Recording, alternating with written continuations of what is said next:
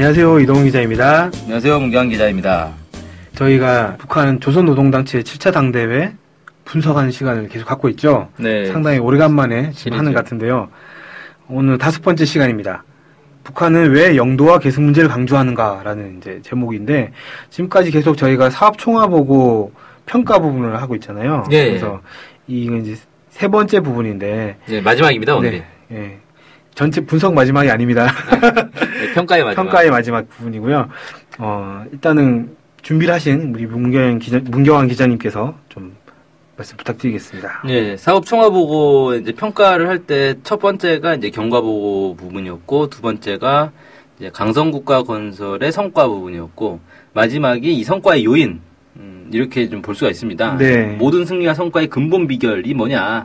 이걸 이제 크게 두 가지로 꼽은 건데, 선대 수령의 현명한 영도, 그 다음에 이 수령의 대를 이어 빛나게 계승한 것, 이 두 가지로 이제 꼽았습니다. 네. 이게 우리가 보면은 좀 이제 이상하단 말이에요. 왜 그러냐면은 어색하죠. 예, 성과의 요인을 분석할 때는 국제 정세가 좋았고 어디서 석유가 발견이 됐고 아니면 환율이 떨어졌고 보통 이런 것만 한단 말이에요. 근데 북한에서는 환율이고 뭐고 간에 다 필요 없고 그러니까 국가 지도자가 이 영도를 잘했다. 그리고 국가 지도자를 이렇게 잘 대를 이었다. 이런 거 이 두 가지로 꼽았는데, 이게 이제 우리로 치면은 좀 납득이 안 가는, 쉽게 말해서 대통령 잘 뽑았더니 경제가 좋아졌네? 이런 평가라서 참 납득이 안 가는데, 네. 북한이 이제, 북한의 수령론이라고 있잖아요. 네. 그것 때문에 이제 이런 평가를 한다 이거예요. 이제 북한 자체의 어떤 이론에 따라서 이런 이제 평가를 하는 거죠. 네. 그래서 그 통일부 북한 정보 포털에 보면은 수령론의 이제 기본적인 내용들이 나오는데, 수령이라는 게 뭐냐? 인민대중의 자주적인 요구와 이해관계를 하나로 통일시키고 인민대중의 창조적 활동을 통일적으로 지휘하는 중심. 당과 정권기관 근로단체들을 유일적으로 지도하는 최고 내수. 이렇게 이제 정의가 돼 있어요. 네. 그러니까 쉽게 말해서 어떤 사회가 있을 때 그 사회를 이끌어가는 어떤 중심이다.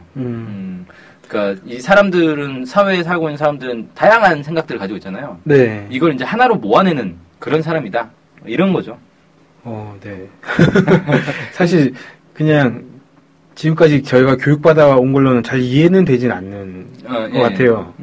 근데 워낙에 이제 우리가 수령이라는 표현 자체를 부정적으로 공부를 해왔잖아요. 네. 근데 사실 이 수령이라는 표현이 북한에서 새로 지어낸 말이 아니고, 원래 조선시대부터 쓰던 어떤 그 집단의 리더? 그런 표현으로 수령이라는 표현을 썼어요. 네. 옛날 동화책 보면 고을의 수령이 이런 표현 막 나오거든요. 예, 그렇죠. 네. 그래서 수령이라는 말 자체는 원래 이제 있던 말인데, 북한에서 이거를 이제 쭉 강조를 하니까 이게 이제 부정적으로 우리는 이제 인식이 되게 된 거고, 근데 이제 생각해보면, 아니, 원래 이제 모든 사회에는 다 이제 지도자, 영어로 리더가 있는 거잖아요. 네.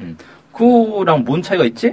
이런 생각도 좀 들 거예요. 그럼 하긴 리더라고 한다면 어떤 단체의 리더라면 그 단체에 소속된 사람들의 요구나 이런 것들을 받아가지고 우리는 이렇게 나가야 됩니다라고 제시도 하고, 잘 안 되는 게 있으면 뭐가 잘 안 되는지도 풀기도 하고, 이런 게 당연하죠. 사실 그렇게 해야 되는 거잖아요, 원래. 그렇죠. 네, 사전적으로만 보면은 별 특별한 게 없네. 의외로 특별한 게 없네. 이렇게 이제 느껴질 수도 있는데, 북한에서는 이 지도자가 어떤 인물이냐에 따라서 이 사회가 발전하는 정도가 달라진다. 이렇게 이제 이론적으로 정리를 한 거예요. 네. 그래서 이 지도자의 영도 수준에 따라서 사회주의 건설의 성과가 달라진다. 그리고 이 차기 지도자가 어떻게 계승하느냐에 따라서 사회주의가 계속 이어가느냐 아니면 망하느냐의 문제도 결정된다. 이렇게 이제 얘기를 하는 거죠. 그러면 북한이 그렇게 인식을 하게 된 이유라든지 근거라든지 이런 게 좀 있을 것 같은데요. 이제 여러 가지가 있는데, 결국은 다른 사회주의 국가들을 놓고 볼 때 현실적으로 그렇더라. 네. 이겁니다. 쉽게 말해서 구소련에서 후르츠초프가 딱 등장하면서 가장 먼저 스탈린 격하운동이라는 걸 했잖아요. 네. 그래서 이 비밀 연설을 통해서 스탈린을 엄청 이제 깠다는 얘기죠. 네. 그러다 보니까 사회주의권 내에서 이제 분란이 발생을 해버렸어요. 이제 후르츠초프 말 잘했다라는 이제 세력과 후르츠초프 미쳤냐 이런 세력으로 이제 갈라져가지고 전 세계 사회주의가 혼란에 빠져버렸거든요. 네네. 그러면서 이때부터 소련이 이제 내리막길을 걷기 시작했다.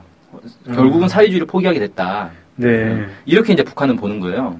그래서 계승 문제 잘해야 되는구나. 그리고 지도자가 이 엉뚱한 사람이 되면은 나라가 망하는구나. 이렇게 이제 보고 있는 거죠. 네. 그 김남식 선생님이라고 지금 이제 돌아가셨는데 이분 혹시 이름 들어보셨나요? 네. 이분이 이제 그 2002년에 기고한 글이 있어요. 네. 북한의 사회주의론이라는 글인데 여기서 보면 이제 이런 얘기가 나옵니다. 1992년 10월 10일 김정일 비서의 논문인 혁명적 당 건설의 근본 문제에 대하여에서는 사회주의 자조를 가져오게 한 집권당의 변질 과정의 원인을 첫째, 당 건설의 혁명적 원칙을 포기하기 시작하면서부터 시작되었다는 것. 둘째, 당 건설과 활동에서 주체를 세우지 못한 것. 셋째, 사회주의 사상의 순결성을 확고히 고수하지 못했다는 것. 넷째, 당 영도의 계승 문제를 옳게 해결하지 못했다는 것 등을 지적했다. 이렇게 해서 결국 이제 당이 변질되면 이제 사회주의는 무너지는 거고 이 당의 영도의 계승 문제를 해결하지 못하면 무너지는 거다. 그리고 당을 영도하는 건 또 수령이기 때문에 결국 수령의 영도가 이제 결정적이다. 이렇게 이제 얘기를 한다는 거죠. 네. 자, 그러다 보니까 이제 이런 이론 토대 아래에서 역사를 평가를 하니 이제 북한은 지난 시기에 우리 성과는 수령이 용도를 잘했기 때문이고 계승 문제를 잘 해결했기 때문이구나. 이렇게 이제 분석을 하게 된다는 거예요. 네. 아주 고차원적으로 올라가는 같은 느낌 받네요. 네. 결국은 이제 이론에 따라서 이런 이제 평가가 나오는 거다. 네. 이런 거고. 그래서 크게 보면은 이제 김일성 주석의 업적들이 쭉 나오고 이런 업적들을 통해서 우리가 뭐 이겨냈다. 뭐 성과를 냈다. 이렇게 얘기한 거고요. 또 이제 김정일 국방위원장의 이제 업적들이 쭉 나오고 그래서 이제 우리가 뭐 전성기를 맞이했다. 뭐 이렇게 이제 또 이제 나옵니다. 네. 네, 업적을 얘기한 다음에는 이제 계승 문제도 잘했다. 그래서 뭐 세계적 모범을 창조했다. 계승에서 뭐 이렇게 또 세계적 모범으로 네, 창조했다. 뭐 이렇게 얘기를 하고 있습니다. 그래서 뭐 자신들의 이제 후계자 이론이 또 따로 있어요. 네. 그 동아일보 2011년 6월 27일자 보도에 이제 보면은 북한의 이제 후계자 논문 내용, 후계자론에 대한 내용이 쭉 나와요. 그래서 거기서 이제 뭐라고 했냐면 후계자는 이제 수령의 사상과 영도 업적 풍모를 계승하는 거고 후계자의 자질로는 수령에 대한 충실성, 인민대중에 대한 사랑, 문무의 겸비 뭐 이런 것들을 가지고 있어야 된다. 뭐 이렇게 이제 얘기를 하면서 후계자가 인민대중의 절대적인 지지와 신뢰를 받으며 그들의 의사에 따라 선출되고 추대될 때만이 후계자의 유일적 영도를 철저히 실행할 수 있다. 뭐 이렇게 얘기해서 후계자가 그냥 단순히 뭐 여러 사람 중에 한 명 딱 낙점하는 그런 게 아니라 후계자가 이 민중들의 어떤 지지와 신뢰를 받아야 된다. 뭐 그럼 민중들의 지지와 신뢰를 받으려면 뭔가 하는 게 있어야 될 거 아니에요. 그렇죠. 그냥 갑자기 와가지고 내가 누군데? 라고 해서 신뢰를 하는 게 아니잖아요. 내가 네. 뭔가를 했다. 뭔가를 했고, 실제로 사람들 속에서 이제 믿음을 받아야 되는 거니까, 그런 걸 이제 북한의 후계자 이론에 있다는 거예요. 뭐 저는 이 부분이 또 눈이 띄는데 그들의 의사에 따라 선출되고 추대될 때만이 이게 좀 약간 이게 눈이 띄네요.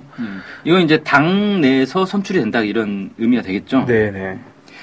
자, 어쨌든 북한이 이제 후계 문제를 사실 두 번을 겪은 거잖아요. 94년도와 2011년도에 이제 두 번 이제 겪은 거니까 북한에 이제 방금 제가 쭉 말씀드린 거는 동아일보 2011년에 실렸던 이제 기사인데 지금 와서 사실 후계자와 관련된 이론이 더 이제 발전됐을 가능성도 있다. 왜냐하면 자신들이 경험을 한 게 있기 때문에 경험에 따라서 거기서 이제 평가를 할 거 아니에요. 네, 우리가 네. 후계자 문제를 이렇게 풀었더니 이런 부분은 좀 잘 됐는데 이런 부분은 좀 안 됐다. 네. 뭐 이런 평가가 있을 거니까 그런 평가에 따라서 이론이 더 보강됐을 수도 있겠다. 네. 뭐 이렇게도 이제 볼 수가 있죠.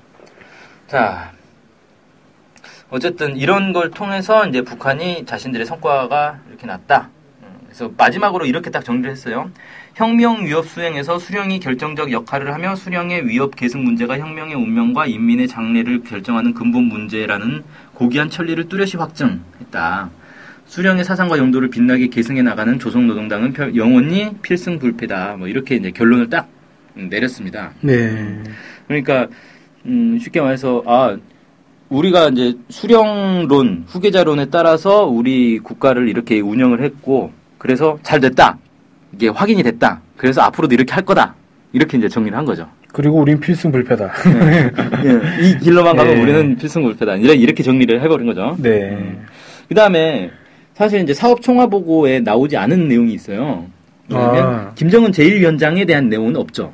그렇네요. 2012년 이후에 이제 김정은 제1위원장이 전면에 나섰지 않습니까? 네, 그렇죠. 그러면 그 이후부터 지금 4년이 됐는데, 거의 4년 가까이 돼 가는데, 그 기간 동안에도 뭔가 얘기가 나와야 되겠네요. 네, 그 기간에 대해서는 뭐, 내용이 없는데, 왜 없냐면, 이 사업 총화 보고 자체를 김정은 제1위원장이 발표를 하잖아요. 네네. 자기가 발표하면서, 나 때문에 잘 됐다, 이렇게 발표할 수는 없는 거 아닙니까? 네, 상당히 좀. 그렇죠. 네. 그래서, 여기엔 내용은 없는데, 그, 당대 결정서가 있어요. 네. 그러니까 쉽게 말해서, 김정은 제1위원장이 사업 총화 보고를 했고, 거기에 대해서, 당대회에서 그 사업 총화 보고를 결정해 주는 거예요. 승인해 주는 거예요. 근데, 이 승인하는 결정서 자체에도 내용이 상당히 방대합니다. 사업 총화 보고 내용이 거의 그대로 다시 들어가 있어요. 네. 근데 여기에는 이제 김정은 제1위원장의 활동에 대한 얘기가 나오죠.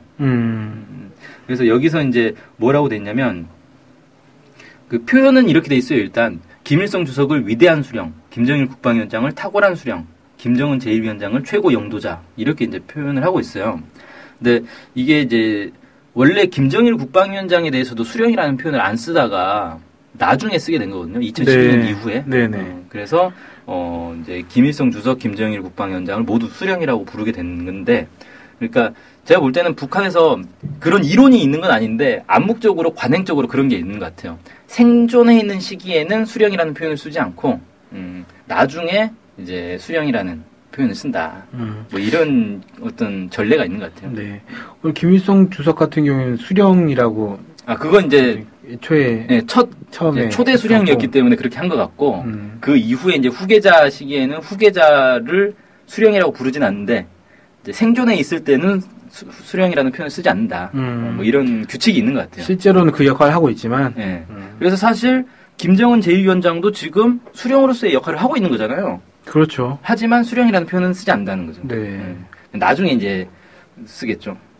자, 어쨌든 그래서 결정서에서는 뭐라고 이제 표현을 했냐면 총결 기간 위대한 김일성 동지와 김정일 동지, 경애하는 김정은 동지를 우리 당과 혁명의 최고 수위에 높이 모시고 김일성 동지와 김정일 동지, 김정은 동지의 현명한 영도 밑에 투쟁함으로써 이렇게 해서 그러니까 사업 성과나 이런 거에서 다 그냥 김일성 주석, 김정일 국방위원장, 김정은 제1위원장을 모두 그냥 동급에 놓고 평가를 이렇게 했다. 네. 이렇게 좀 볼 수가 있겠네요. 다 포함을 시켰다. 네. 그 다음에 주체 혁명 위협은 경애하는 김정은 동지의 영도 따라 대를 이어 끝까지 개성 완성될 것. 이렇게 해서 김정은 제1위원장이 수령의 역할을 하고 있다는 걸 분명히 이제 밝힌 거죠. 네. 이렇게 해서 드디어 이제 평가 부분이 네. 마무리가 됐습니다. 평가는 끝났습니다. 네. 다음 시간에는 그러면 뭘 하는 거죠? 이제 노선. 향후 북한이 어떤 길로 나아갈 것인가. 네. 노선을 이제 하나씩 살펴보겠습니다. 네. 지금까지 지난 36년 동안 북한이 자신들을 어떻게 바라봤는지를 네. 본 거고, 앞으로 그러면 우리는 어떻게 하겠다라고 하는 전망이라든지 노선 이런 것들은 다음 시간부터 다시 몇 차례에 걸쳐서 네. 말씀드리도록 하겠습니다. 예. 네. 오늘 방송 들어주셔서 감사합니다. 오늘 방송 여기서 마치겠습니다. 고맙습니다. 감사합니다.